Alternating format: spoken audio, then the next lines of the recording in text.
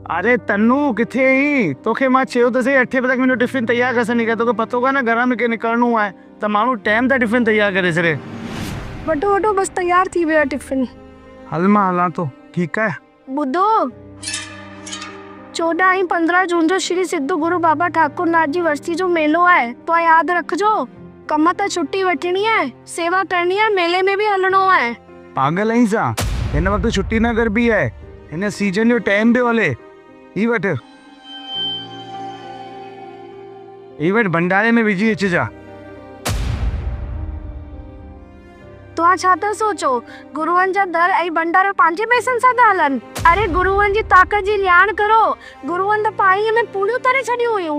ॿियनि जा दुख पंहिंजे ते खणी करे ॿियनि खे जीवन दान ॾेई छॾियो। हिननि गुरुअनि खे भगवान श्री हरि विष्णु राम ऐं कृष्ण जे अवतार जे रूप में वठी पूॼियो। विरांगी जे टाइम पाण सिंधियुनि गुरुअनि जे दर ते वेही करे पेट भरिया पंहिंजा। गुरुअनि जो परिवार पाण संगत ई हूंदा आहियूं।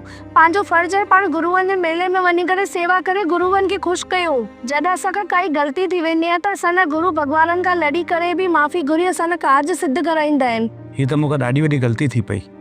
कॾहिं हलूं आहे साईं जे मेले में पाण खे? 14 जून 2025 जो जणिया जागरण नामदान दीक्षा ऐं 15 जून 2025 जो सुबुह जो शोभा यात्रा।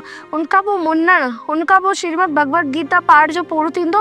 उनखां पोइ भंडारो शुरू थींदो। तव्हां बि अचो पिया न श्री सिद्ध गुरु बाबा ठाकुर नाथ जी वर्सी प्रोग्राम में 14-15 जून 2025 श्री सोमनाथ धाम आगरा। याद रखजो। जय शिव गोरक्ष। रतन खे सजायो गुल गुलाब विछायो आयो मड़ीअ में मेलो बाबा ठाकुर नाथ जो। गीत ख़ुशीअ जा गायो झंडा गुरुअ जा झूलायो।